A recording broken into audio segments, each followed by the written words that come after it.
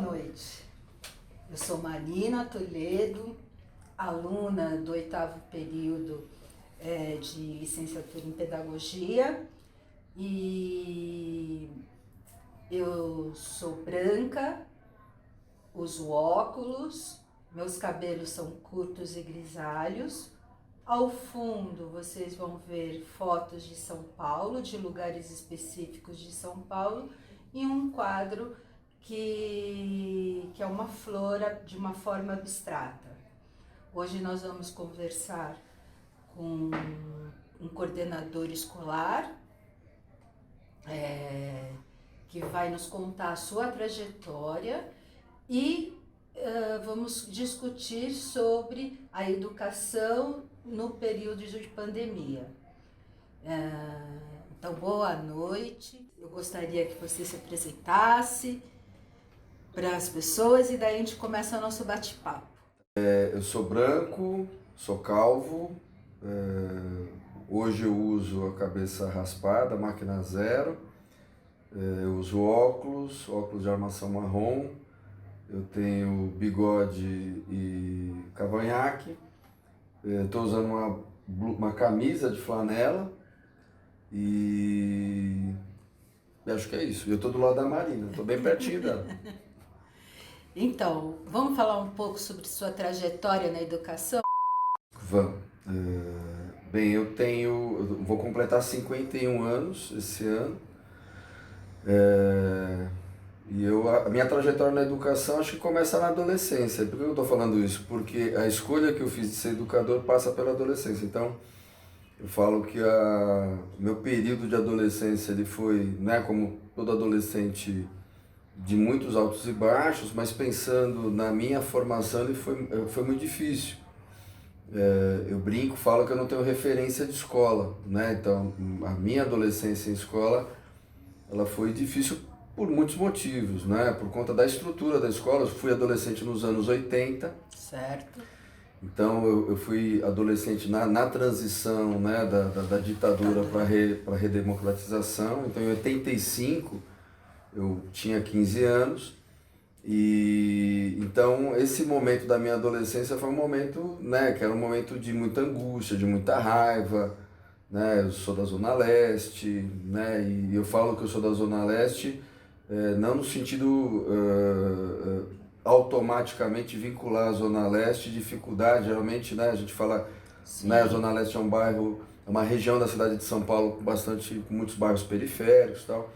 Mas eu venho da Zona Leste e venho de uma tradição de questionar as dificuldades que a gente tinha naquele período. Então, quando eu falo Zona Leste, é nesse sentido, né? E aí também trago isso como um valor para a educação, né? Quer dizer, tinha, né, o questionamento é essencial, fundamental, né? Então, acho que isso a gente vai falar o tempo todo aqui.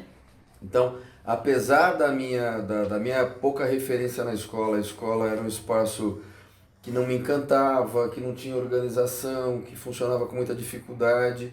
E sempre quando eu falo disso, eu falo reverenciando os professores, Sim. Porque não era culpa deles, né?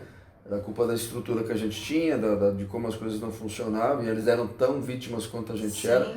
Mas a escola não me encantava. Então foi na rua, né, a partir da relação com grupos coletivos, com a Igreja Católica, né? Foi a referência da Igreja Católica nos anos 80 para mim foi importante, como para muita gente.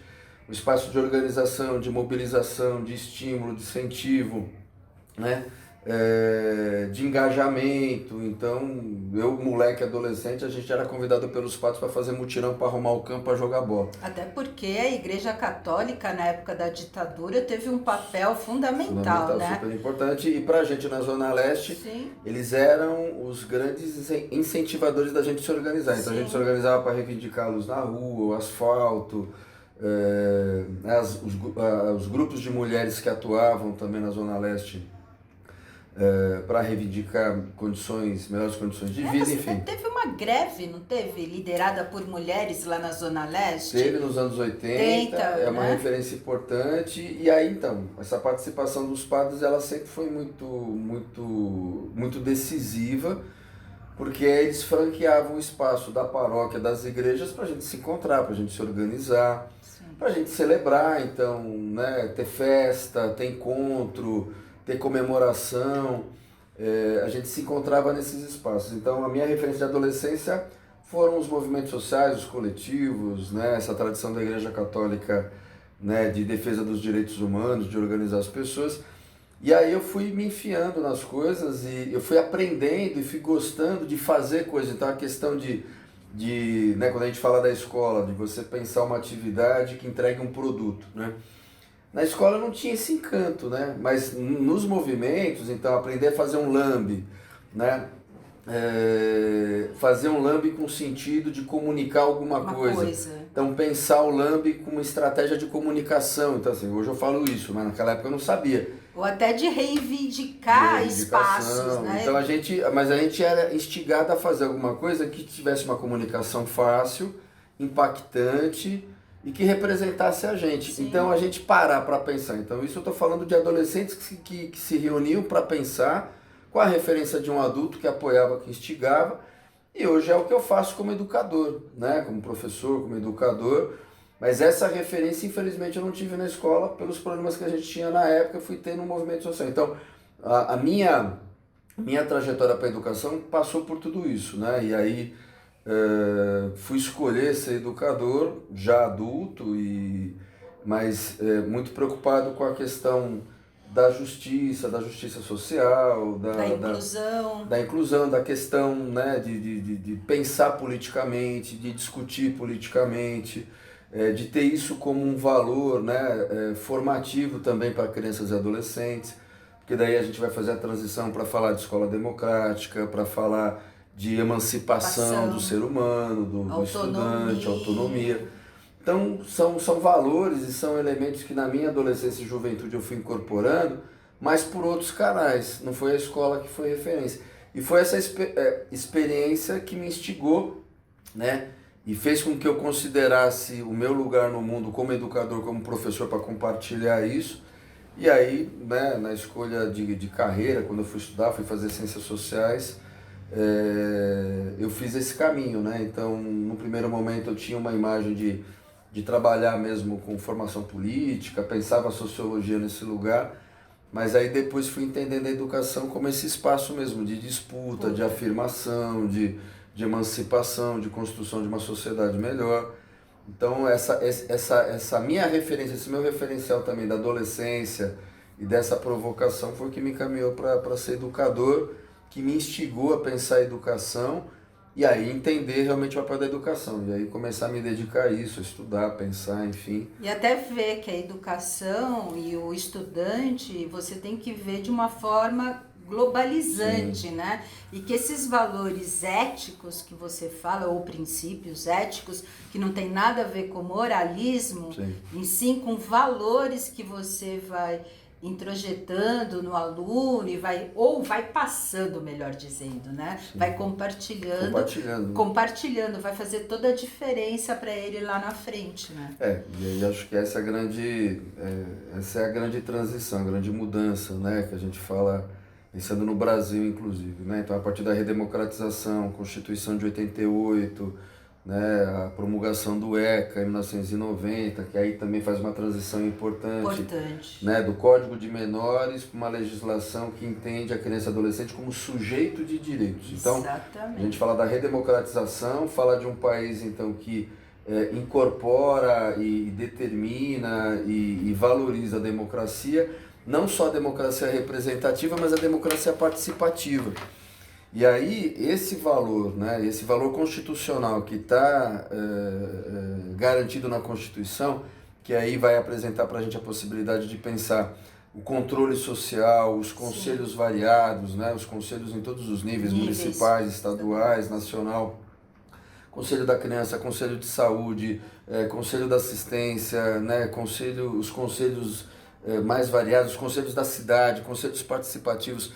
Então essas são conquistas a partir da Constituição de 88, a partir da redemocratização, e que são um referencial importante para a gente pensar a educação. Sim. Então não é à toa que as mudanças nos anos 90 aconteceram, e aconteceram na dimensão que a gente conhece, que a gente sabe, e elas são um farol importante para a gente pensar uma sociedade, né? uma sociedade civilizada, uma sociedade ética, uma sociedade solidária, fraterna, uma sociedade crítica. Então Então, de novo, né, o papel da escola é garantir esse espaço de criticidade. Então, você dá uma guinada importante. Você sai de modelos de escola conteudistas, né, de referência de escola conteudista, para espaço vivo. Exatamente. Espaço de conflito, entender o conflito. Então, acho que esse é um elemento importante. Né, eu na minha adolescência, né, a gente era impedido, literalmente, né, de trazer elemento de conflito, elemento de questionamento, né, como se isso não fosse formador, como se isso não fosse elemento da vida da gente, como se a gente não lidasse com conflito o tempo todo. Sim. E essa é uma loucura, né, quer dizer, quando você pensa num adulto maduro, um adulto autônomo, né, independente, responsável, proativo, criativo. Você está falando de um adulto que administra todos essas habilidades, essas competências, esses aprendizados no mundo conflituoso. Exato. Você conflita, né? Você vai conflitar dentro de casa, você vai conflitar no trânsito, né? Quer dizer, passo primeiro, passo depois, quem passou, quem foi, né? Quer dizer, quem tem razão, quem está certo. Então, nesses espaços de convivência, o conflito ele é permanente, né? Então, lidar com o conflito, administrar conflito, superar conflito, né? Avançar para consenso, avançar para escolha, tomada de decisão, né? Esses são elementos importantes, mas que, de novo, exigem da gente no ambiente escolar lidar com conflito. Então, quando a gente fala de um adolescente, de um estudante que pode escolher, né? Então a gente fala, né? A gente saiu de 88, passa pelo ECA, aí depois a LDB, que se referencia também nessas legislações, nessas experiências, e a gente agora mais recentemente está falando da reforma do ensino médio. E aí um dos valores da reforma do ensino médio é exatamente trazer situações em que o aluno possa escolher o que ele quer estudar, que são os itinerários, os percursos formativos, enfim. Então, como é que a gente vai lidar com uma situação de escolha, de decisão, de novo, sem lidar com conflito? Quer dizer, o menino e a menina, para escolher um caminho, escolher um itinerário, escolher o que ele quer estudar, ele vai lidar com questionamentos pessoais, ele vai lidar com aquilo, ele vai pensar sobre o que é melhor para ele nesse momento, o que é melhor ele fazer depois, ele vai lidar com as questões da influência dos amigos, do grupo, ele vai escolher um itinerário, um percurso em função daquilo que ele deseja, ou porque ele vai estar contemplado em estar com os amigos, né? Então, essa dimensão é uma dimensão que definitivamente eu acho que a gente vem incorporando, vai incorporar. Quando eu falo a gente, né? Acho que quem pensa escola, quem vive a escola e quem entende a escola como uma passagem, né, importante na vida, mas não a única, eu acho que a gente tem um cenário melhor, né? Eu espero que seja melhor. Eu também espero, até porque a gente pensa que o aluno é um sujeito histórico. Pela sua fala, a gente percebe claramente que você não consegue dissociar a história da educação com a história política do país. Agora mesmo, nesta pandemia, que é um assunto que a gente vai abordar longamente, tem todo um momento histórico que aprofunda desigualdades, aprofunda a dificuldade de escolas, né, se adaptarem a uma realidade que não fazia parte previsível. Então a escola tem que se adaptar sem condições, sem estrutura, né? Os próprios governos não dão também esse suporte, né? Então, como é importante a gente ver que a gente é um ser histórico, é um ser político, e que a gente tem que passar esses valores até para que o aluno, agora com a BNCC, eu acho que é uma faca de dois gumes. A gente não sabe se vai dar certo, se não vai, mas agora já está o currículo determinado, né, de como que vai ser, e só daqui um ano, né, se não tivesse ocorrido a pandemia, provavelmente já estaria rodando, né, essa nova do ensino médio e tal. E que vai fazer uma diferença gigante, né? E aí a gente acha que é importante fazer essa caracterização. Então, A gente fala de educações, né? Quer dizer, a gente fala de educação, acho que no mundo, no Brasil, a gente está falando de experiências de educação, de possibilidades de educação que são diferentes. Então a gente tem as legislações, a gente tem, né, os programas, as previsões todas, né, de funcionamento, as normas. Mas mesmo com tudo isso, se a gente não entende território, se a gente não entende realidade específica de cidade, de bairro, né? Se a gente não entende como o Brasil funciona, né? A gente está fantasiando. Então, acho que o grande desafio é, com todas as regras, normas, né? A gente trabalhar com as adaptações, com a flexibilização, trabalhar com a realidade, e aí, né, acho que valorizando, incorporando o Paulo Freire, né, centenário do Paulo Freire esse ano. Então, quer dizer, trabalhar mesmo com a realidade, experiência, né, das comunidades, do território, das pessoas, dos professores, das famílias, dos estudantes. Então, é muito mais complexo do que parece. Então, a determinação de mudança, ela, por mais que ela tenha prazo para acontecer, ela depende dessas realidades. Sim. E aí, de novo, a gente foi atropelado por uma realidade que não tem como você prever, né? Uma realidade dramática que transformou a vida das pessoas de forma decisiva, transformou, né, dramaticamente, mas ao mesmo tempo apresentando possibilidades. Né? Então, acho que a gente estava falando aqui antes de começar do quanto se reivindica o que os alunos deixaram de viver, perderam, né?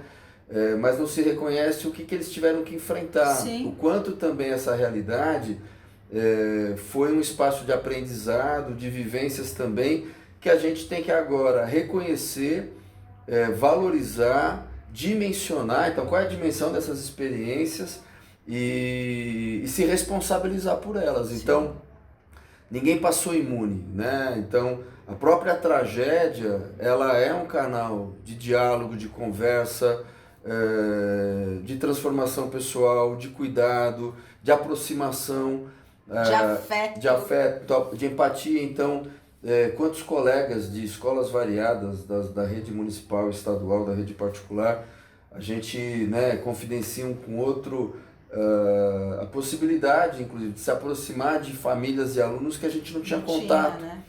Então, a preocupação com essas famílias, com esses alunos, a empatia pelos dramas que eles viveram, perda de emprego, perda de ente querido, o adoecimento, sequela, o próprio desespero, o medo com o futuro. Viver o luto, que é uma coisa complicadíssima. Então, tratar disso, inclusive, né, quer dizer, toda essa realidade que, inclusive, ela é diminuída, relativizada ideologicamente, Sim. Tudo isso também é elemento formador, né? Elemento civilizador.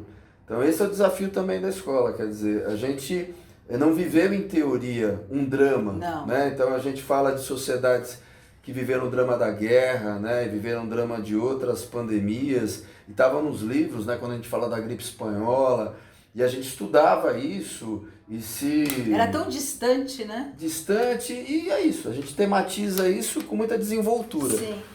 E o que é mais desafiador é isso, a gente fala agora da pandemia, né? Você trazer a dramaticidade do que aconteceu, as consequências do que aconteceu, a dimensão do quanto isso obriga a gente a buscar um outro caminho para a nossa humanidade, né? A gente de verdade buscar ser uma pessoa melhor, um ser humano melhor, um trabalhador melhor, um pai melhor, uma mãe melhor. E por que eu estou falando isso, fazendo um parênteses?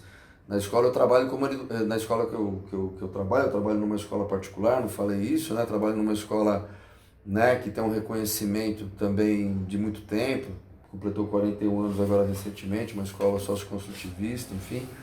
Eu trabalho como orientador educacional, eu atendo famílias, alunos, professores, né, enfim. Então tenho uma série de responsabilidades e funções, mas uma das minhas funções é fazer a mediação de conflito, acolher as dificuldades e demandas das famílias e dos alunos, acompanhar o trabalho pedagógico dos alunos, dos professores, mas nesse parênteses que eu estou querendo fazer é pensando nas famílias. O quanto as famílias tiveram que se reinventar durante a pandemia, né? o quanto todas elas funcionavam no automático, com um modelo de satisfação e de felicidade que era uma fantasia. A minha família funciona, né? Tá tudo belezinha, né? Eu acordo de manhã, vou lá, levo meu filho na escola, vou, trabalho o dia inteiro, a minha esposa cuida disso, cuida daquilo, meu filho tem boas notas e não sei o que e tal. Então, esse modelo, ele desmilinguiu, ele Sim. desmoronou na pandemia, porque todo mundo foi para casa. Então, essa família também de classe média, com né, uma condição econômica favorável, essa família também se colocou em xeque, né? Uma família que não conseguia conviver, uma família que não conseguia se corresponsabilizar pela casa, não conseguia se responsabilizar pelas tarefas mínimas, não conseguia minimamente dialogar sobre questões do cotidiano, uma família que tinha dificuldade de sentar junta para comer, para conversar, o sentar e comer, né, causava faniquito, porque era algo fora da realidade. Sim. Porque você usa a justificativa do trabalho, do horário do inglês do filho, do horário que a esposa chega, exatamente para todo mundo ficar autorizado a não estar junto. A gente chega em horários diferentes. Cada um come numa hora. Cada um come numa hora, tá, e tá tudo bem, porque a nossa realidade nos obriga a viver isso. Exato. E você naturaliza isso. Certo. Então, essas experiências também pessoais estavam todas naturalizadas, isso para as famílias, né, de realidades sociais diferentes. Isso também entrou em xeque, né? Quer dizer, você tem que colocar em xeque, se reinventar, buscar ser pai de um outro jeito, buscar ser mãe de um outro jeito, professor de outro jeito, condição de ser filho de um outro jeito. E claro, com os impactos diferentes. Você fala de uma família que pode conviver, estava dentro de casa isolada, e de outras famílias que, em função, moram num cômodo e tinham que estar na rua de todo jeito, ou porque tinham que trabalhar também, não tinham condição de trabalhar remotamente, ou porque não conseguiam conviver, não conseguiam estar dentro de casa. Então, essas questões todas, elas estão postas, né? Quer dizer, elas agravam o nervo que já estava exposto. Sim. Né? Então, são essas dinâmicas que a gente não pode abrir mão de incorporar para dentro da escola, de discutir dentro da escola, de pensar nos nossos currículos, nos nossos programas, nos nossos projetos, quer dizer, naquilo que a gente vai fazer. E quando você estava falando do ser político, né, a primeira dimensão de funcionamento da escola, de constituição da escola, é o projeto político-pedagógico. Sim. Então, às vezes me causa estranheza, né, colegas que falam, não, mas a gente vai falar de política, bem, como se isso fosse um elemento fora da nossa realidade. Bem, é exatamente a experiência política, a vivência política, a dimensão política que determina a vida da gente. Porque as pessoas também, desculpa te interromper, as pessoas pensam em política partidária e não é. A política, ela abrange toda a vida da gente. Eu falo muito disso, né? Um dos cursos que eu dou na escola, eu dou um projeto que a gente tem lá na escola a Constituição do Estado Nacional, e é um projeto que está vinculado a um trabalho de campo que a gente faz no último ano da escola, né? No terceiro ano do médio. E é uma conclusão, né? Então, no ensino médio a gente tem trabalho de campo nas 3 séries. O primeiro ano tem um trabalho de campo, o segundo ano tem também, o terceiro, com características específicas, com propostas específicas e com o engajamento e o protagonismo dos alunos também diferente a cada momento dessas 3 séries. E no terceiro ano, por ser um trabalho de conclusão de curso, é um momento de maior mesmo autonomia e protagonismo deles. Então, o trabalho de conclusão do curso é um curta-metragem a partir de uma experiência que a gente vai viver em Brasília. Então, a gente passa um semestre fazendo a preparação para o campo, o trabalho de campo vai ser em Brasília e a referência, né, o eixo que faz a discussão acontecer é a formação do Estado brasileiro. Tá. Então, eles vão para Brasília para discutir a questão do planejamento urbano, a questão da organização das cidades, a questão, né, da filosofia política, né, dos critérios e elementos que constituem o Estado, a política, né, a organização política, e a questão da democracia. E aí é o curso que eu dou, que eu discuto com os alunos, eu falo especificamente de democracia participativa. Tudo para dizer que, quando a gente começa o curso, eu começo, né, a caracterizar para os moleques o que é essa democracia grega, que era, claro, né, parte daquilo que a gente vive hoje, entende hoje. Então, claro, não é uma democracia plena do jeito que a gente entende, sim, mas ela é exatamente uma referência para a gente entender democracia. Então, a participação do cidadão, que não era todo mundo, né? As Era mulheres, essa elite, né? elite, uma Os determinada homens, idade, né? os homens, as mulheres não eram entendidas como cidadãs, enfim. Mas dentro daquele contexto, daquela realidade, né, você garantia então um espaço de fala e de decisão comum diante desse critério, que era um critério que limitava, mas era um critério e você tinha lá os cidadãos que eram caracterizados. Então você fala da polis, né? Então a polis é a cidade, e você se reúne para discutir as questões da cidade. E exatamente relacionando a questão da urbis romana e da polis grega, então o cidadão é quem mora na cidade, né? Então ele pensa a cidade, isso a gente incorpora fácil. Sim. O cidadão é quem mora na cidade e é aquele que vai pensar a sua cidade, vai pensar a mobilidade urbana, a saúde, vai pensar a solução dos problemas. Então, ser cidadão é pensar a solução dos problemas da sua cidade. Então, fazendo a transposição imediata, quem mora na polis é quem? O político. E o político é exatamente o correlato do cidadão. O político é aquele que pensa a sua polis, pensa a sua cidade, pensa os problemas da sua cidade, as soluções para os problemas da sua cidade, para a polis. Então, somos todos políticos. Essa é a ideia fundante. Então, o cidadão é quem mora na cidade, o político é o que mora na polis. E relacionando a polis e a cidade, elas significam a mesma coisa.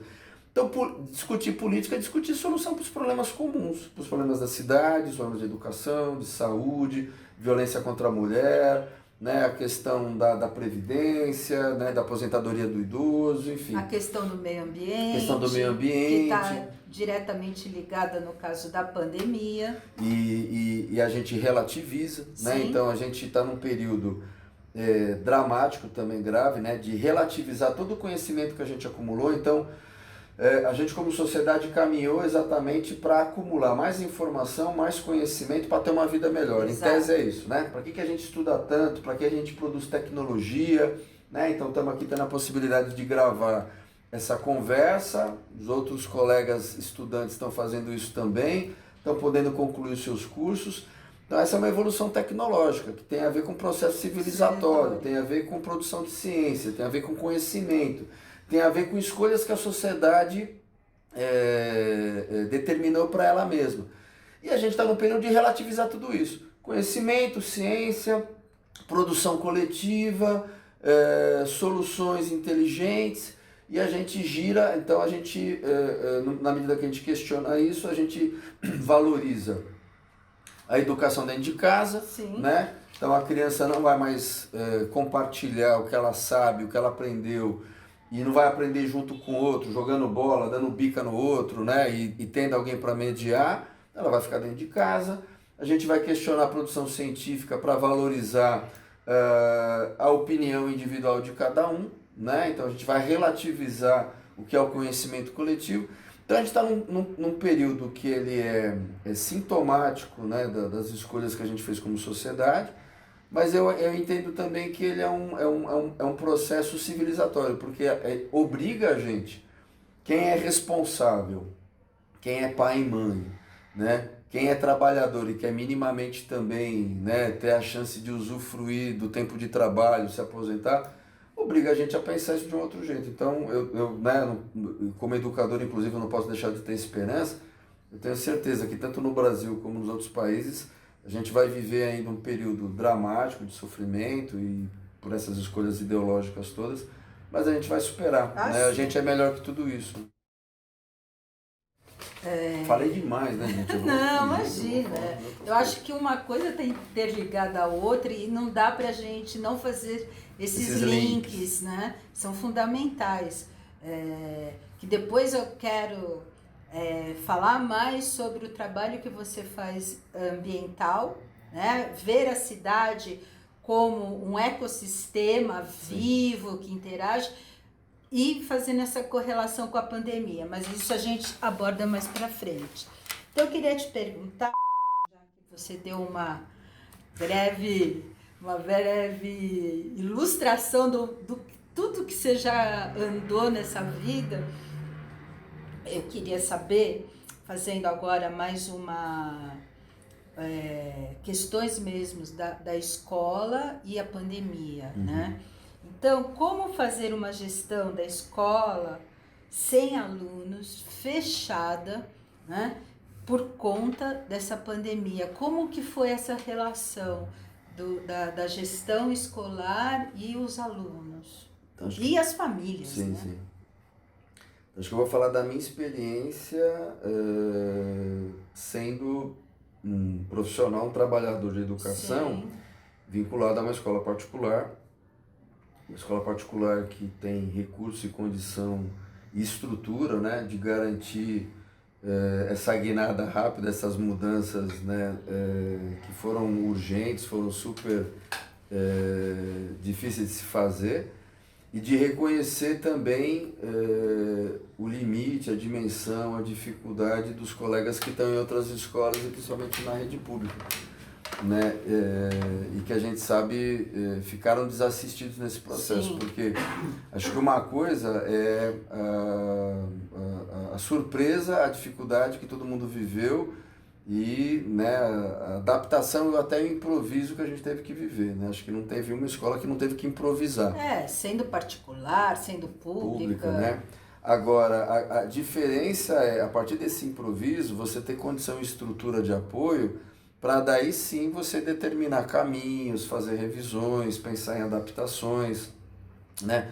Buscar soluções que pudessem garantir o processo. Então, todo o meu respeito e admiração, né, pelos colegas que estão na rede pública e que tiveram que fazer isso sem estrutura, sem a condição, sem o apoio. E eu sou de uma família de educadores, então eu tenho, né, uma irmã que é professora. Eu fui professor, né, da rede estadual aqui em São Paulo, no início da minha carreira de professor, depois que eu migrei para a rede privada. E eu atuo, uma das minhas atividades, das escolhas pessoais é fazer a militância de direitos humanos na articulação com escolas aqui no território. Então, aqui no território do Butantã, né, na subprefeitura do Butantã, a gente há 20 anos criou um Fórum de Defesa dos Direitos da Criança e do Adolescente, que é o Foca Butantã. Completou 20 anos agora, a gente teve todo um período de celebração aí dos 20 anos do Fórum. Mas a minha relação continua permanente com as escolas aqui da rede municipal, da rede estadual, e em função desse contato, da experiência em família. Eu tenho uma cunhada que é professora da rede estadual, eu tenho uma irmã que é professora da rede municipal. Em função do contato com os meus colegas, de novo fazer esse reconhecimento e fazer esse lamento, né, do quanto eles ficaram vulneráveis, mercê, né? Desassistidos, à mercê de uma realidade que vem se constituindo há muito tempo como uma realidade de desconstrução, né, da educação pública, do serviço público. A gente está vivendo a questão aí em São Paulo do Sampaprev, enfim. Então acho que é importante os colegas estudantes que estão se formando agora não perder isso de vista. Isso faz parte, né, é obrigação nossa como educador, como professor, entender essa dimensão toda também. Então, até porque, deixa eu só fazer uma... Você deve ter essa noção por ter familiares que são professores, educadores na rede estadual e municipal. Não sei se você se recorda que na reeleição do Bruno Covas, ele prometeu 400 mil tablets, sim, que até hoje não foram entregues. Sim. Quer dizer, teve a pandemia começou em fevereiro de 2020, né? Teve a eleição, né? Trouxe uma pessoa como vice-prefeito que não tinha nada a ver com a história, ele, infelizmente, terminal, e ele sabia disso, prometeu mundos e fundos, e quantos professores foram a óbito, sim, nessa pandemia, os alunos à mercê, porque tem a questão da insegurança alimentar também. Né? Eu acho que a pandemia, principalmente na rede municipal, foi um caos, né? E eu falo isso muito tranquilamente porque eu acompanhei todo esse processo, inclusive da compra dos tablets. Então, a prefeitura, ela simplesmente colocou em prática, isso no plano discursivo, uma decisão do Conselho Municipal dos Direitos da Criança e do Adolescente. Então, o Conselho Municipal é um colegiado paritário, né, composto por representantes da prefeitura e representantes da sociedade civil, que foram eleitos, né, para fazer exatamente o controle do recurso público, o controle dos programas, dar referência para a prefeitura Sim. atuar na área da defesa dos direitos da criança e do adolescente. E foi o Conselho Municipal dos Direitos da Criança e do Adolescente aqui em São Paulo que determinou, tomou essa decisão, que foi depois chancelada, da compra de tablets. Então você tinha a prefeitura inoperante com relação a essa retaguarda digital, alternativas digitais. Então isso já acontece no segundo semestre, a decisão acho que do Conselho ainda é em junho, não lembro a data certa agora, mas a partir do segundo semestre então você tem a confirmação disso, e aí de forma eleitoreira. Então assim, a gente está fazendo esse papo e é importante, né, quem depois vai assistir a gente, entender o que a gente está fazendo. A gente está fazendo a constatação dos fatos. Sim. Então fica mais fácil, inclusive, a gente falar do que aconteceu, Sim. porque eles já aconteceram. Então no tempo eu lembro, né, eu acompanhei isso de perto, até porque eu faço parte de um fórum de defesa regional, o Fórum dos Direitos da Criança e do Adolescente, e a gente acompanhou isso de forma permanente. Foi uma decisão do Conselho, que a parte do governo representada no Conselho não queria, né, questionava, mas como a sociedade civil ela tinha a presidência do Conselho, no voto de Minerva eles conseguiram emplacar. Né? Então, aí não teve jeito, né? Essa é uma decisão desse Conselho, que depois legalmente ela foi aprovada, chancelada, e aí a prefeitura então encampa isso com um discurso eleitoral, faz a compra dos tablets, só que é isso, não faz a entrega. Né? Vem a eleição, se anuncia como se fosse uma grande iniciativa da prefeitura, não é verdade. Foi o Conselho Municipal, né, e principalmente a representação da sociedade civil que brigou demais para que isso fosse garantido, e aí teve que ser garantido. Então, de novo, me reporta a Constituição de 88, que fala da democracia participativa, que fala exatamente do controle social, do quanto a gente, sociedade civil, cidadãos, políticos, né, nós políticos, né, nesse sentido de controlar a cidade, controlar o Estado, controlar os recursos, controlar a política, a gente tem que se apropriar disso e fazer esse exercício. Então foi esse Conselho da Criança e do Adolescente que fez exatamente essa determinação, e não foi simples, porque a parte do governo não queria. A prefeitura encampa, só que não entrega, né? Quer dizer, a coisa fica pela metade. E quando entrega, não tem a banda não tem larga. A banda, não tem banda larga, não tem o formatado, você não tem um tablet formatado. Então não adianta, Eu acompanhei isso com crianças aqui no território. Então isso é dramático e isso é dinheiro público. Sim. Dinheiro público que, então assim, no limite do limite, entender que o recurso público interessa, né? Então a gente como educador, como professor, a gente tem que se apropriar disso também. Porque exatamente é esse recurso que é destinado para a política pública, que ele não se realiza, que ele não se efetiva, que provoca todos os impactos para as famílias que a gente atende, para as crianças e adolescentes que a gente atende, impacta, né, na mobilidade, no transporte, no trânsito dessas crianças e adolescentes para a escola, impacta na relação dentro de casa, impacta na segurança alimentar, enfim. E isso tem um efeito direto no nosso trabalho, naquilo que a gente consegue ou não fazer. Então, é nossa obrigação como educador, como professor, entender esses processos, questionar esses processos, trazê-los para dentro da escola, tematizá-los dentro da escola.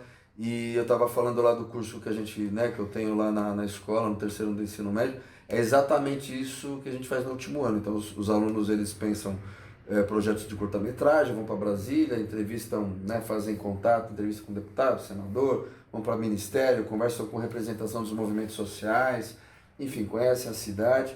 Então, esse é uma referência. E aí, voltando para o que você tinha me perguntado como é que a gente se organizou, foi dramático para a gente também, né? Porque eu lembro que a gente, em março, a última semana lá do 17 de março, vem a determinação que a gente tinha que ir para casa. No nosso caso, a gente tinha a vantagem que a escola já tinha, há quase 10 anos, iniciado um processo de digitalização. Então, isso no tempo, discussões que a escola acompanhava e fazia, com espaços de debate de professores, outras instituições, universidades, entendia que o processo de digitalização ele estava dado. A gente tinha que incorporar isso. Então, a utilização dos espaços virtuais, né? Então, a história do AVA, né? O espaço virtual de aprendizagem. Então, os professores começaram a trabalhar também a transição, né? A transmissão dos seus programas, planejamento para essa plataforma. Então, a gente, no tempo, tem uma resistência natural nossa, né? Falo por mim, sim, de resistir a isso, de não aceitar, de também está muito preocupado, então que essa é uma outra dimensão, né? Hoje a gente entende que essa plataforma ela é importantíssima, ela é um recurso que a gente tem que utilizar, não único, então a gente não abre mão também, né, e da valorização da produção escrita no papel, da prova escrita, né, do material impresso que o aluno tem que manusear, ler, mas a gente também potencializa todas as possibilidades que esse ambiente digital ele favorece. A gente tem que realmente reconhecer, mas como é que a gente equilibra isso, como é que a gente administra isso? Então, uma das coisas que a gente se preocupava muito quando isso se apresenta como uma realidade que a gente tinha que administrar em uma escola particular, foi de confrontar a direção também, né? Então, direção pedagógica, direção administrativa, o quanto a gente também precisaria pensar processo de trabalho, né? Quais seriam os limites do trabalho desse professor com relação à plataforma, a questão da remuneração, como é que a gente negociaria isso. Então esses são elementos que a gente não pode...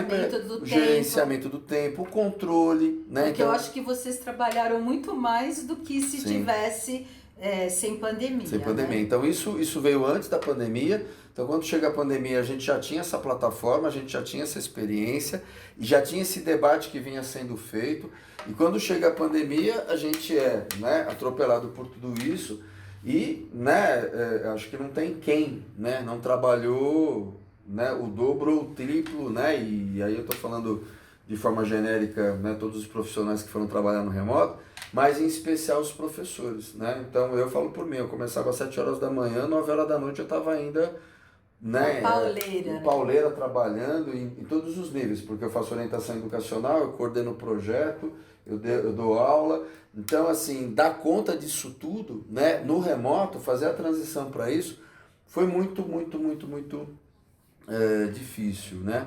Mas eu não posso dizer que não, a gente foi se adaptando. Então, no caso da gente na escola também, não deixou de ser difícil, não deixou de ser trabalhoso, não deixou de ser estafante, mas a gente foi buscando alternativas, né? Então, até porque vocês já tinham a tecnologia, a digitalização, a formação, né? Então, né, isso ajudou muito. Então, de novo, também esse lugar da escola particular, quer dizer, a gente teve um processo também nesses anos de formação, né, de recomposição de processo, né, enfim, de buscar novidade. Então, a escola que eu trabalho, ela faz isso de forma permanente, né? Então, o professor a gente é assistido também nesse sentido. A gente continua tendo problema, tem problema, sim, a gente tem diferença, tem coisa que a gente não aceita, a gente continua reclamando, né, de uma carga excessiva de trabalho.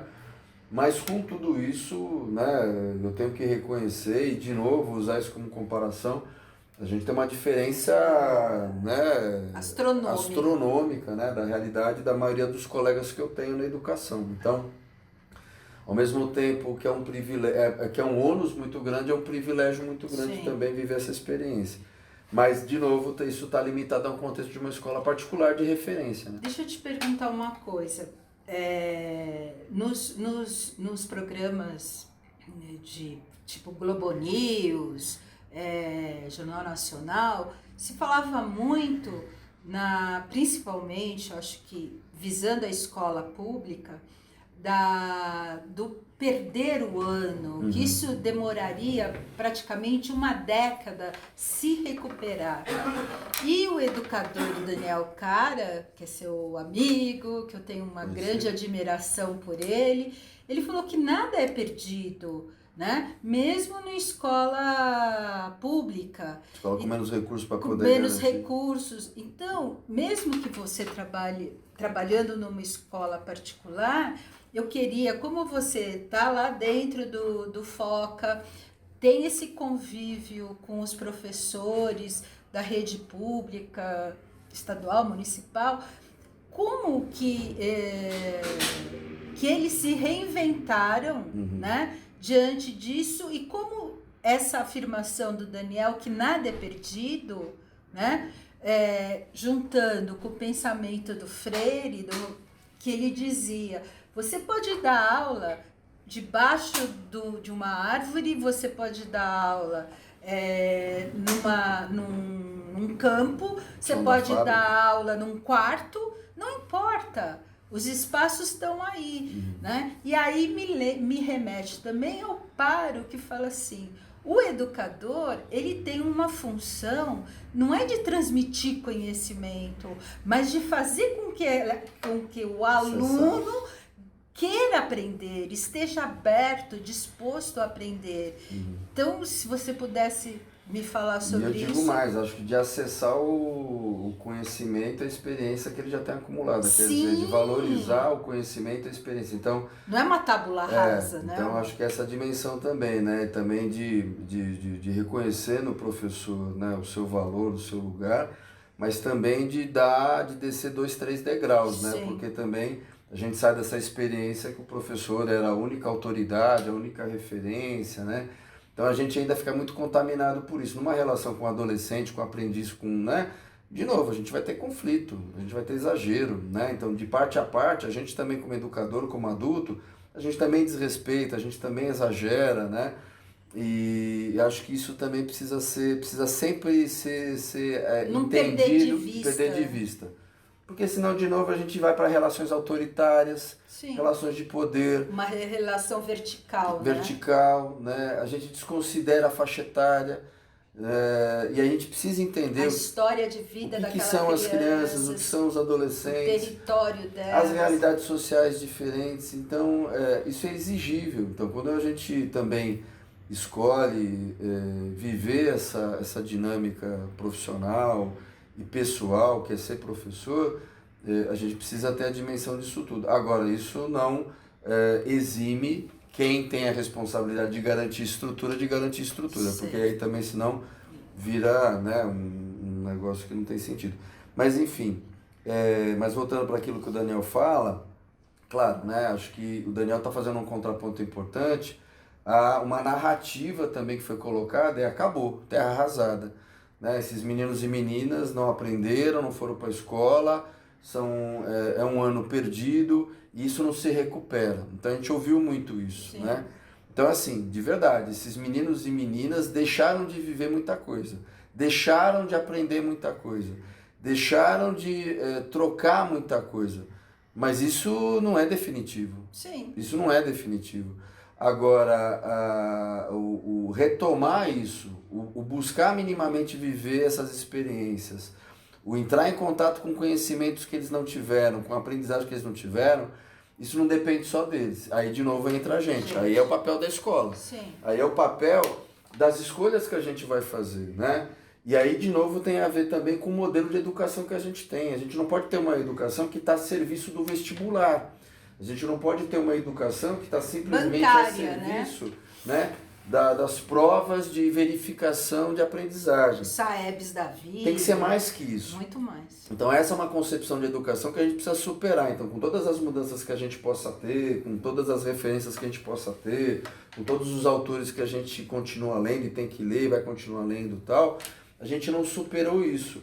No final, né, as escolas todas acabam sempre trabalhando para essa dinâmica, que é a dinâmica do acessar a universidade através desses exames, dessas provas, e todo o resto fica relegado a um segundo plano. Então acho que é nesse sentido que o Daniel está falando, e eu concordo com ele, essa dinâmica desse aprendizado, dessa troca, ela tem toda a condição de ser recuperada, de ser revista.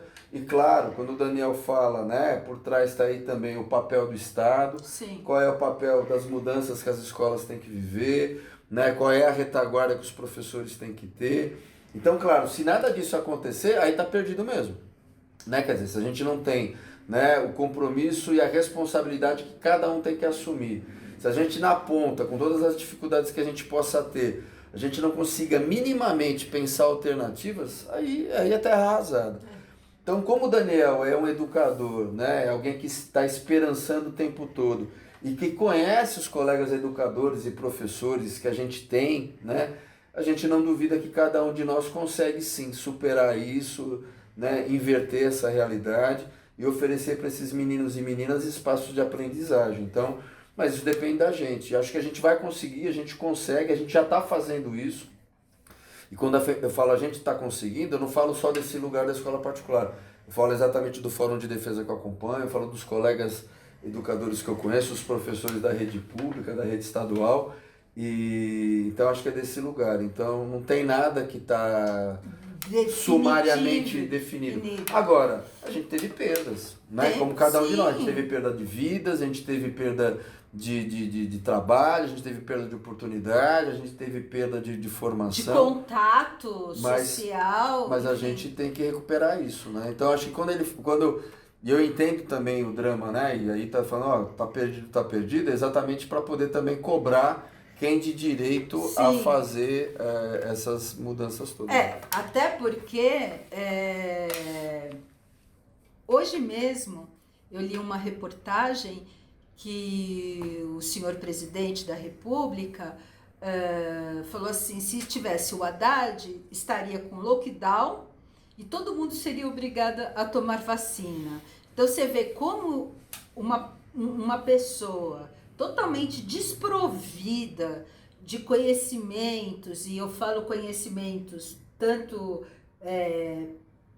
de um infectologista falando, porque ele deu várias receitas, né, do que tomar, como que isso pode impactar, né, e impactou também na vida dos professores, né, porque é federal, mas a gente tem um ministro da educação que é totalmente deseducado na minha concepção de como vê a educação, onde a escola não é a universidade não é para os pobres, então totalmente elitista, né, que reflete bem até a política econômica que a gente vive, né?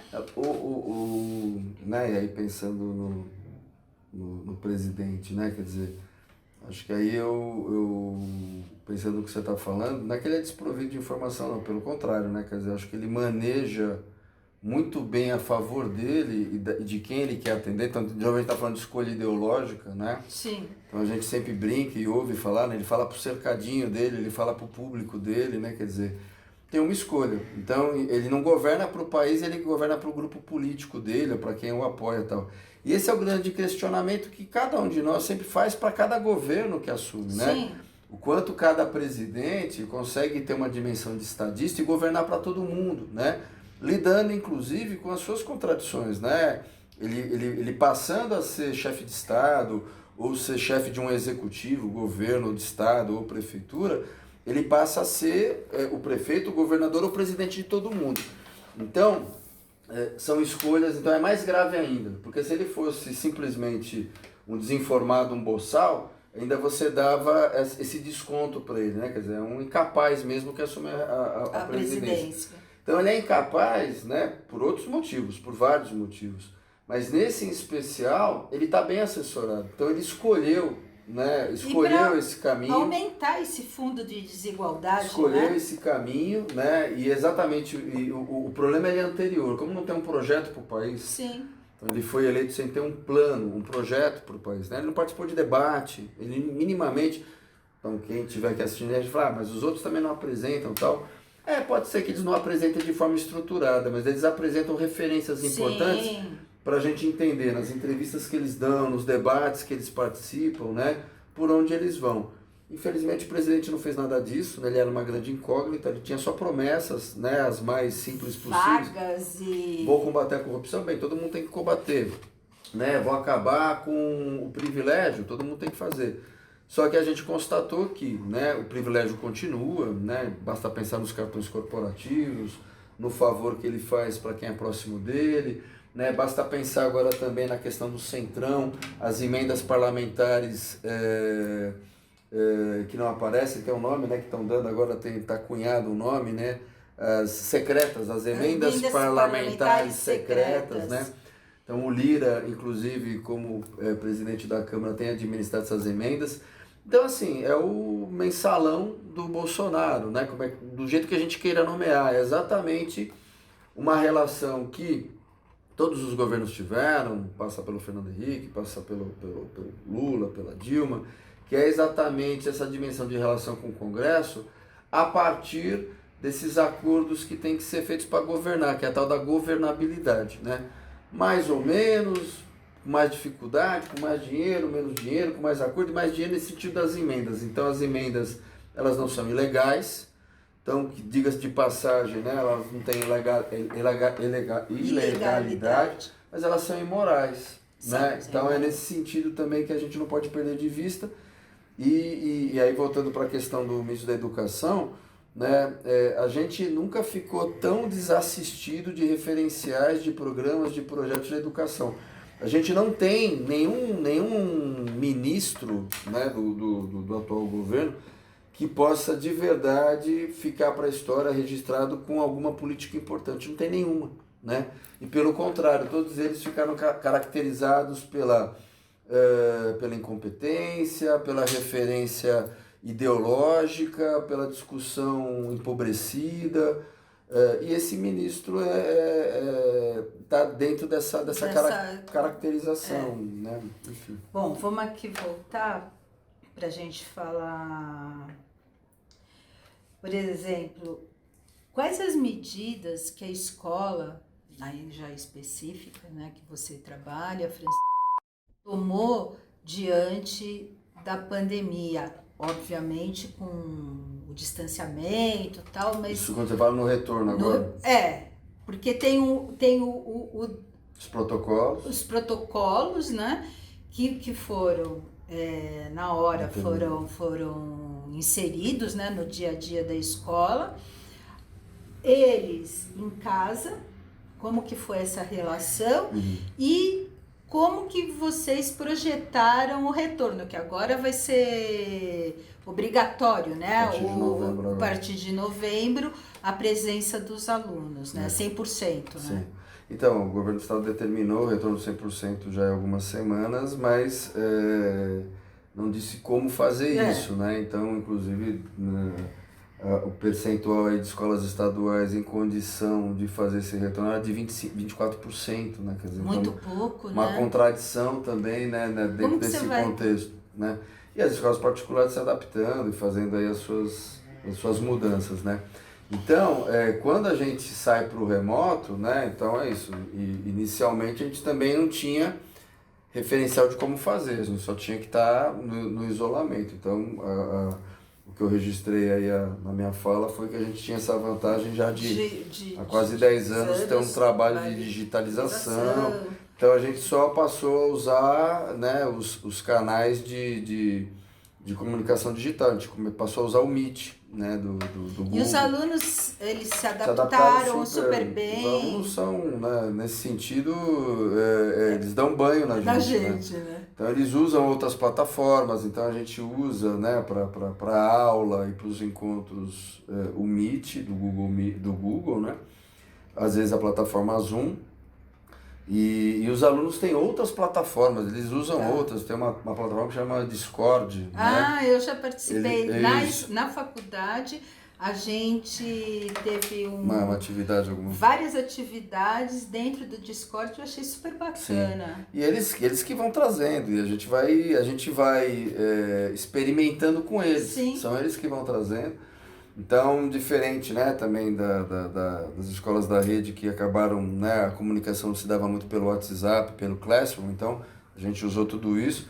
A gente tinha essa possibilidade, né, de ter uma conta institucional, que é exatamente isso, uma conta institucional e que você administra os tempos, né, você tem um tempo maior, você tem um volume de pessoas que pode ocupar o espaço, você pode gravar, você pode assistir depois. Então isso, né, demora aí coisa de 1 mês ou 2 para a coisa engrenar, né? Rodar. Pensando então nos horários, a gente muda o horário de aula. Então uma coisa importante que a gente fez, em 2 meses a gente percebeu que o não estar na escola, né, a falta de contato com o professor, independente da gente ter aula, além, né, da desorganização pessoal, da dificuldade do aluno se organizar e fazer, né, tinha aí uma questão emocional também que interferiu bastante. É isso que eu Então a queria gente falar. cria os grupos de estudo. Então Tá. a gente cria esse expediente dos grupos de estudo, a gente divide a nossa manhã então a gente, em vez de ter as 5 aulas da manhã, a gente tinha 3 aulas com 2 grupos de estudo no meio, acompanhada pelos professores ou pelos orientadores. Tá. Então, os alunos, claro, a gente fazia horários diferentes, né? Então, os horários de grupo de estudo eram diferentes. Então, por exemplo, no segundo ano do médio, já tinha de saída, quem sabe, um grupo de estudo na primeira aula na terça-feira. Tá. E o terceiro ano ia ter um grupo de estudo na segunda. Então, pelo menos 2 grupos de estudo por dia. E à tarde a gente também determinava com eles o horário de grupo de estudo, ou aula com o professor ou grupo de estudo. Então a gente, né, desloca a aula da manhã para a tarde, cria esse espaço de grupo de estudo que ele é incorporado à grade, né? Tá. E com essas mudanças, então assim, a gente mexeu no horário dos alunos e dos professores, assim, a cada 2 meses a gente faz alteração. Tá. Porque isso, inclusive, né, isso é um valor para a gente, né, o canal de diálogo e de conversa com os alunos. Então, eu como orientador estou em contato permanente com os alunos, conversa com a família.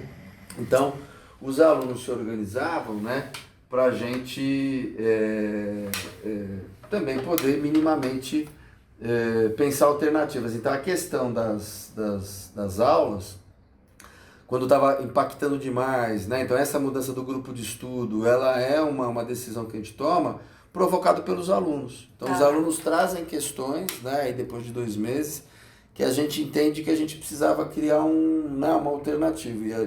E a conclusão foi a criação dos grupos de estudo. Mas deixa eu, só para eu entender, esse grupo de estudo eram questões escolares ou questões As 2 coisas. emocionais? Você usava o espaço para tratar das 2 coisas.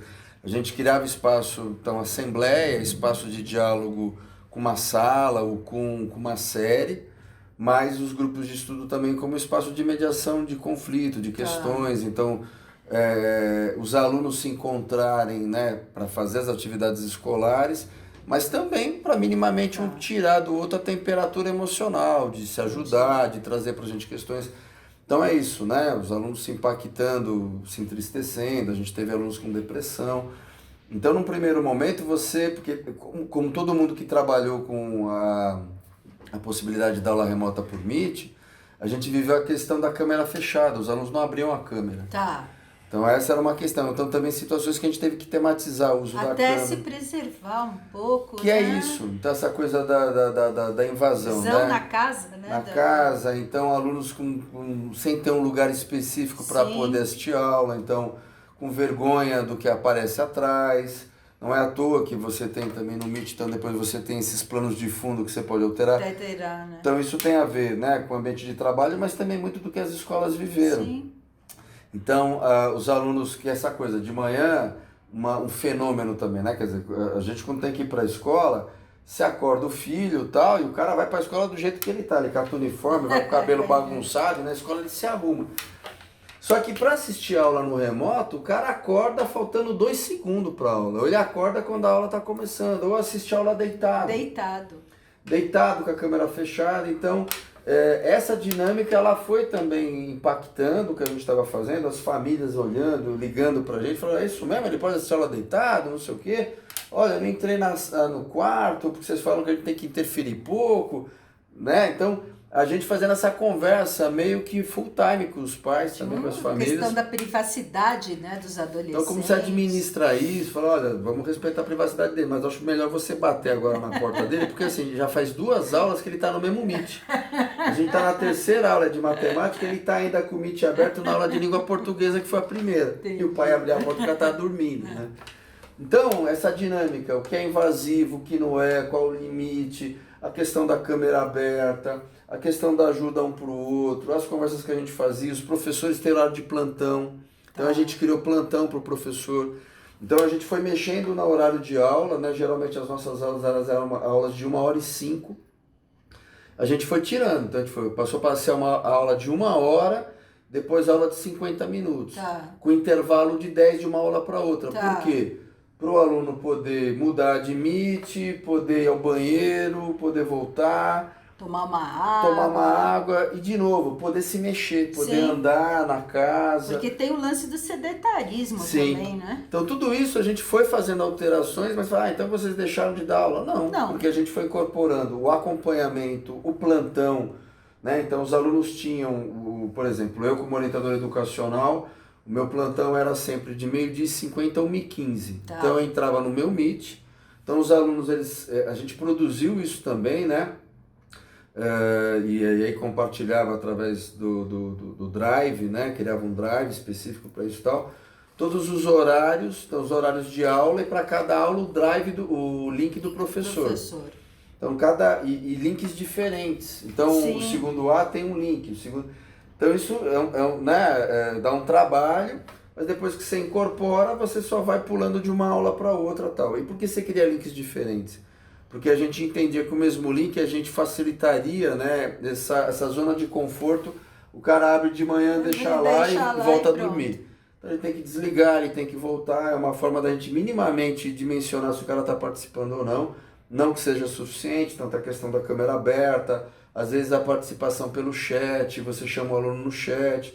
Então a gente foi aprendendo também a manusear essas ferramentas, né, e a lidar com a administração que os alunos fazem, quando eles estão enganando a gente, quando eles estão buscando uma alternativa, tal. Fazer a gestão, né? Fazer a gestão, e é o dia todo, você Sim. fica o dia todo. Então, professor... E aí também essa comunicação pelo WhatsApp. Então, no primeiro momento, a gente falava da gente se preservar de não dar WhatsApp para o aluno, mas não dá. Então, a gente começa a conversar, cria grupo.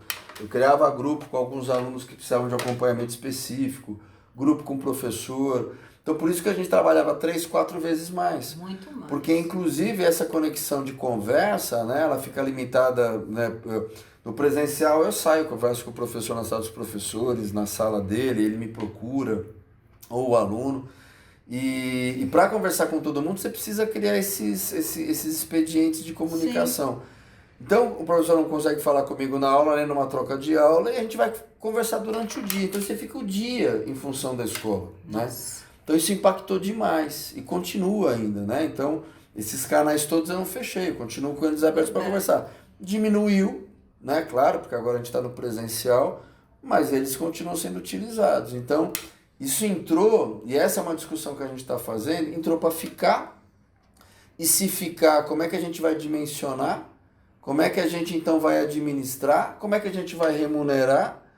Ou é transitório. Então agora quando a gente voltar definitivamente para o presencial, a gente não usa mais isso. Duvido. Acho que entrou para ficar. Então também agora a gente precisa repensar como é incorporado, isso. Só que daí de uma outra forma. Como é que a gente vai pensar processo de trabalho? Porque isso faz parte agora do nosso processo de trabalho. Então essa é uma outra dimensão que a gente não pode perder de vista, né? Diz uma coisa para mim, a escola tem ela se utiliza de uma relação democrática participativa, né? E numa relação, nessa base de uma democracia participativa, vocês trabalham com projetos, né? Sim. Esses projetos... Também, não também, só. Sim. Você faz uma mescla no currículo, sim. Não é isso? A gente não trabalha exclusivamente com projetos, sim, mas também... Mas tem os projetos. E esses projetos, entre eles, rendeu da mesma forma que estivesse no presencial? Ou vocês continuaram a incentivar os projetos? A gente teve que adaptar. Teve. Então, né, você desce 2 degraus, né? Quer dizer, você mexe em conteúdo, você mexe em tempo de trabalho, você diminui a expectativa. Apesar de diminuir a expectativa, a gente é surpreendido. Então, muita coisa muito bacana, muito interessante. A gente altera o produto, aquilo que eles vão entregar, né? A gente incorporou muito a produção de podcast. Que legal! Né? Então, a gente tem coisas muito legais, muito interessantes. A questão da produção de vídeo, né? Então também isso eles fizeram bastante. usar essas linguagens, né? Então, usar a possibilidade das ferramentas da tecnologia, né?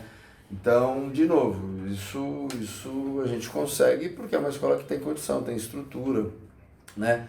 Mas a questão do podcast, ele é aí uma possibilidade interessante, né? Que aí também outras escolas podem utilizar. Então, o resultado ou a expectativa ela precisa mudar, ele muda, né? O resultado muda e a expectativa muda, mas a gente também foi surpreendido com produções muito significativas, com engajamento muito significativo.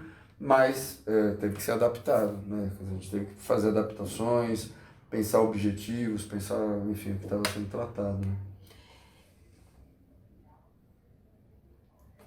Bom, teria assim, pra gente ir encerrando, né? Porque eu acho que se puder a gente fica... um segundo round. Um segundo round, se a professora Denise autorizar, concordar. A gente faz a segunda parte, né? Voltando a citar o Daniel e o Paro, eles fizeram uma entrevista nos Jornalistas Livres que eu achei super interessante.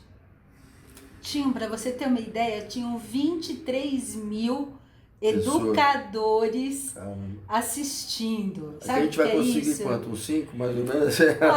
Olha, o meu canal é muito fraco, Chicão. Você merecia um canal que estourasse, mas o meu canal... Tô brincando, se você quiser, é surpreendente, né? Se você quiser, até peço para você divulgar com os seus companheiros de trabalho para entrar, se inscrever no meu canal.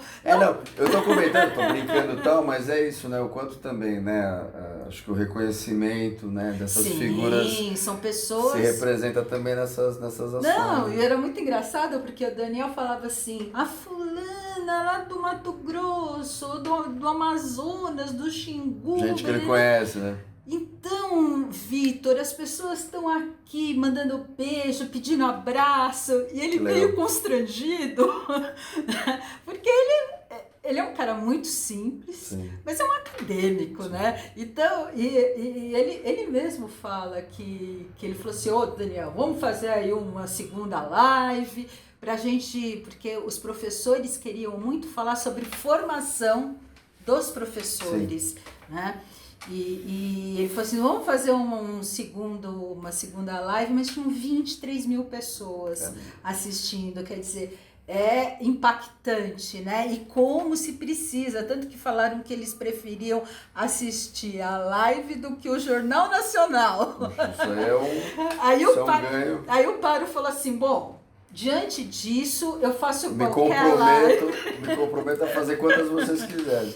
Mas ele falou uma coisa que eu achei interessante. É meio óbvio, mas ele mesmo falou, o óbvio não é falado ou refletido de uma forma geral no campo do gestor. Porque ele fala assim, eu acho, você falar gestão administrativa e gestão de uma empresa, não dá para comparar, porque o fim são diferentes, né?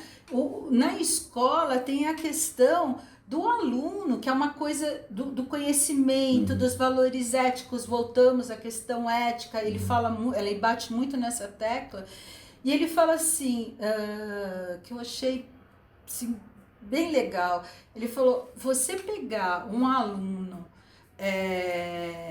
que ele diz que o aluno, ele vem ao mundo natureza, no estado de natureza, né? Então, ele não sabe matemática, ele não sabe português, ele não sabe nada. Depende da idade, né? Bom, vai ficando mais velho, não, até para de novo a gente... Não é uma tabula rasa, não é nesse sentido. Sim. Ele fala que ele nasce no estado de natureza, e ao passar do tempo, ele vai se tornando um sujeito histórico, com autonomia, com com escolhas, e essas têm que ser respeitadas e entendidas, até porque se você não faz isso, qual é a diferença de você estar numa escola ou numa empresa, né? E ele cita até, ele fala assim, numa empresa você vai fabricar lá a porca e vai ficar o dia inteiro fazendo porca grande, média e pequena. Sim. Numa escola é diferente, porque você vai trabalhar com o aluno. E o que ele fala que me chamou a atenção?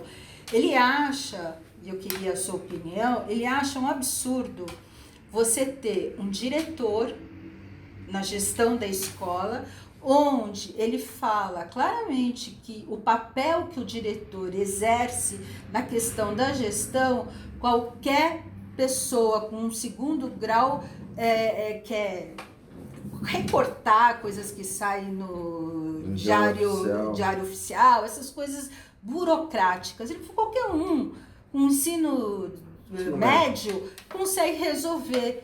E o que eu bato na tecla é que dentro da escola, você, numa escola sociocrítica ou democrática participativa, você tem pessoas referências, educadores referências. Não é porque ele é melhor, mas ele acredita numa coordenação não una, mas às vezes 3 coordenadores, 2 coordenadores, e eles são a referência, mas eles são escolhidos pelo corpo de professores. E eu achei isso muito bacana, porque ele falou assim, aí se torna uma relação, uma gestão ou uma administração horizontal, porque da mesma forma que a gente quer que o aluno se torne autônomo, que ele se sinta sujeito de sua história, protagonista, o professor ele também tem que se sentir desta forma, né? Quer dizer, por que um vai mandar? Porque daí é aquela história, numa empresa um manda e o outro obedece. Só que você tem um que recebe, né? O excedente fica para o dono. Sim. E na escola não é assim. Né? Então, até as empresas, né? Quer dizer, claro, não é generalizado, mas a gente tem esses grandes grupos, grandes corporações, né? Quer dizer, um processo de revisão também dessas gestões, dessas direções, a questão também compartilhada com setores, com funcionários, processos de escolha, né, de representação. Que daí entra o PPP, né? Então você tem empresas, então eu estou falando das empresas. Das empresas. Você tem empresas que têm vivenciado isso e também bebido na fonte desses referenciais da própria educação, né? Isso está colocado aí, a gente lê muito a respeito disso. E aí fica difícil, né, não imaginar que as escolas também não possam passar por isso, das públicas às privadas, né? Então, claro que são dimensões diferentes, né? Então, né, acho que o exercício, inclusive, eu sempre defendi isso também e pensei em discutir isso com os meus colegas na rede estadual e aí no Fórum de Defesa também a gente fala muito disso, a questão das eleições, né? Então, você poder ter na comunidade, então, representantes que possam se indicar para assumir também a direção da escola e passar um período na direção. Pensar essas coordenações, então quem são esses professores que podem assumir esse lugar. Na rede privada tem um pouco essa referência mesmo do amadurecimento profissional, da referência, da aceitação dos colegas e alguém que é então convidado ou elevado a esse cargo de coordenação ou direção. Na minha experiência, tanto na rede privada pública, né? Os diretores não se limitavam, aí acho que é uma caracterização específica, porque tem o diretor que fica confortável nesse lugar, fica ali escondido, o que recorta a diária oficial e justifica o que ele tem que fazer em função disso. Ele fica à parte da escola, inclusive, né? Mas eu tenho experiência, né, dos diretores que têm essa responsabilidade, mas assumem para eles também, né, viver a escola, né, tá na sala de aula, tá com as equipes, entender a estrutura do espaço e pensar aquele espaço e as suas potencialidades e possibilidades para o trabalho, trabalho em grupo, trabalho em dupla, atividade de pesquisa, quer dizer, o próprio ambiente da escola como um espaço a ser pesquisado, olhado, entendido, experimentado. Então eu tive, né, o privilégio também de conhecer diretores e coordenadores que estão para além da coisa burocrática, dessa definição burocrática. Mas essa definição burocrática, ela é limitante, sim, e ela é um biombo para quem não está comprometido com a educação se esconder. Entendi. Então acho que esse é o questionamento mesmo que se faz, né, dos processos de escolha e de manutenção de determinadas figuras nesses cargos de direção. Então acho que na dúvida o melhor, sem dúvida nenhuma, são processos de escolha, eleição, né, ter o debate dentro da escola, né, e que seja algo representativo, que a escola, a comunidade escolar, os alunos, os pais, se sintam representados e por essa referência de um diretor eleito, né? Então acho que é nesse sentido. E tem o sentimento de pertencimento, Sim. que é muito importante. E né? E dentro das escolas particulares, o que a gente tem vivido, e falo pela minha, é esse processo de ampliar mesmo os espaços democráticos, de conversa, de representação. Então, os grupos de representação, os grupos que os professores se organizam e têm seus representantes, reuniões periódicas com a direção, coordenação, as coordenações, né, o trabalho das coordenações e direções das escolas que eu trabalhei, das que eu conheço, é diferente, ele é permanente. É trabalho de pesquisa, de leitura, de reformulação de currículo, de avaliação de trabalho, de estímulo a compartilhar a experiência, então internamente ou externamente, participar de simpósio. A escola que eu trabalho, ela por muito tempo tinha um simpósio interno e agora a gente, né, essa escola que eu trabalho está fazendo parte de um grupo de outras escolas. Então está se discutindo um simpósio entre todas as escolas, os educadores trocarem suas experiências. Né? Então isso, né? E ao mesmo tempo que isso tudo potencializa. Então ao mesmo tempo que tudo isso é estimulante, é importante e tal, a gente também, como educador de uma escola privada, a gente também coloca o limite. Mas qual é o limite disso? O simpósio ele vai trazer para mim, né, uma dimensão de trabalho, de organizar o meu trabalho, apresentar. Em que momento eu vou fazer isso? Né? Hoje eu estou sobrecarregado com todas as frentes que eu tenho. Então como é que a gente negocia isso? Então também em determinados momentos a gente usava as reuniões pedagógicas para os professores poderem avançarem nessa produção, porque você vai produzir um paper, você vai produzir um painel, enfim. Então você vai equilibrando, né? Porque a gente tem as contradições também na escola particular, sim, que são empresas. Sim. Né? E tem um outro formato, tem um outro fim. Tem um outro né? fim. Então como é que você minimamente garante, permanece também nesse ambiente democrático de participação? Então isso é desafiador, né? Então dependendo da escola, isso fica só no discurso, né? E no dia a dia a relação é outra. Né? Vários educadores que eu li sobre gestão falam, não adianta você ter uma filosofia democrática, sociocrítica, mas se você, na verdade, não tem a prática, você é uma escola panfletária. Isso, e né? tem muito, hein? E tem muita, né? Tem muito. Vamos chegando ao fim, eu agradeço. Agora a gente tá aquecendo, eu achei que... Não, mas a gente, sei lá, se a professora Denise concordar, a gente faz um segundo momento. Eu gostei muito, você sempre me deixa assim feliz. Obrigada. Imagina, eu que agradeço e espero ter ajudado, né? Acho que é a minha vivência, a minha experiência e precisando a gente conversar mais. E avisa teus amigos para entrar no canal da Marina. Vamos compartilhar. Tá bom, tchau, querida. Valeu. Tchau, turma. Muito obrigada. Até a próxima.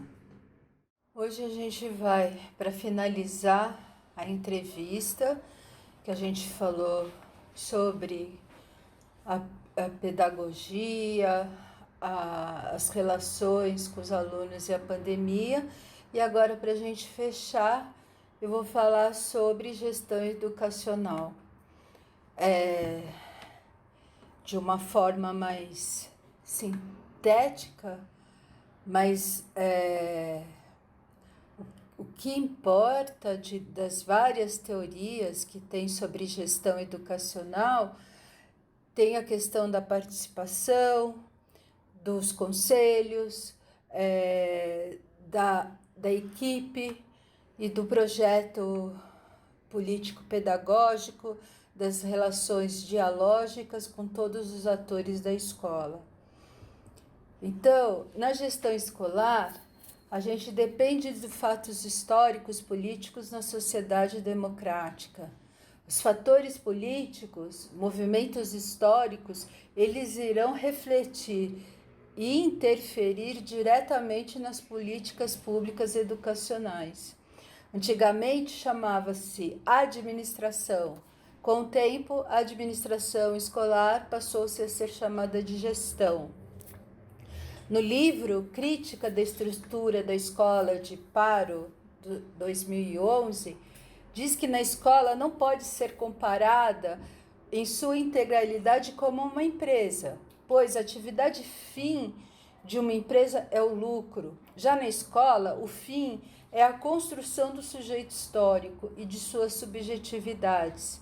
É óbvio que a escola, principalmente no caso das privadas, ela vai querer ter lucro, mas aqui, seja privada ou uma escola pública, fica muito claro que o fim não é igual de uma empresa, que é o lucro do capitalista, e sim do como aquele aluno vai se